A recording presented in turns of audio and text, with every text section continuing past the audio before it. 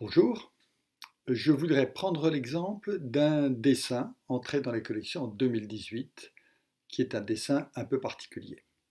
Son auteur s'appelle Jeremy Wood, c'est un artiste britannique qui vit à Londres. Et c'est un dessin particulier parce que c'est un dessin numérique d'une part et cartographique d'autre part. Donc cette œuvre s'appelle My Ghost. C'est une œuvre qui mesure 1 mètre par 1 mètre. Et c'est un tirage dont il existe 2 exemplaires. Et c'est le dessin de 16 années de fréquentation de Londres par Jeremy Wood. Un petit mot pour resituer le travail de Wood.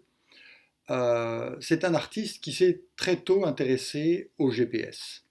Son père était pilote d'avion, il a une grande pratique de l'avion, des déplacements, et cet instrument l'a fasciné pour l'importance dans la notation des déplacements. Donc ce qui l'intéresse, ce sont les déplacements. Voilà un bon exemple d'un artiste qui travaille avec une technique numérique, mais qui n'est absolument pas un technophile, un geek particulièrement intéressé par des développements. Il utilise en permanence le numérique, mais au service du dessin. Donc si vous lui posez la question, il vous dira: je suis un dessinateur et le GPS est un outil dont j'ai besoin pour restituer mes déplacements sur la surface du globe. Donc c'est un dessinateur qui dessine d'une part avec ses pieds et son corps en se déplaçant, et d'autre part qui redessine en quelque sorte par le trait numérique qu'il choisit minutieusement avec de multiples essais. Donc lorsque vous allez dans l'atelier de Jeremy Wood, vous voyez sur un même tracé, vous voyez une foule d'essais de traits différents, d'épaisseurs, de timbres. C'est vraiment une attention au, comme un graveur, une attention aux détails infimes. Donc en cela, c'est vraiment un dessinateur.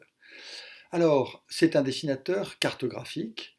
Autrement dit, depuis au moins donc 16 ans, Jeremy Wood ne sort jamais sans son GPS. Donc, il possède la mémoire de tous ses déplacements, au moins des déplacements captés par un GPS, c'est-à-dire pas en intérieur. Et ce qui l'a intéressé, là, dans My Ghost, c'est-à-dire mon fantôme, c'est-à-dire l'ensemble de tous mes mouvements autour de l'agglomération londonienne, c'est de restituer la totalité de ces déplacements, leur hiérarchie, leur superposition, et d'en faire une sorte de dentelle de lui-même, de sa propre histoire, de la mémoire de tous ces déplacements. Donc, vous voyez le détail de ce fond noir impeccable, et puis ensuite les 2 couleurs de ce blanc qui représente l'ensemble des déplacements, à l'exception du jaune qui sont les déplacements en avion. D'où ces formes géométriques parfaites qui sont en fait les anneaux d'attente au-dessus des différents aéroports londoniens. Donc, cette œuvre qui était présentée dans l'exposition Démarche comme une des œuvres des collections du FRAC. Donc on voit bien là l'interaction aussi entre une politique d'acquisition et puis la présentation dans une exposition. Mais on voit aussi l'idée d'un dessin d'1 mètre par 1 mètre susceptible de se déplacer, donc de participer à la diffusion de la collection. Donc on a l'inscription de cette œuvre dans au moins 2 des lignes de force des collections: l'attention au dessin et à une forme contemporaine de dessin, et l'attention donc à la cartographie, à la restitution de l'espace et des dynamiques spatiales.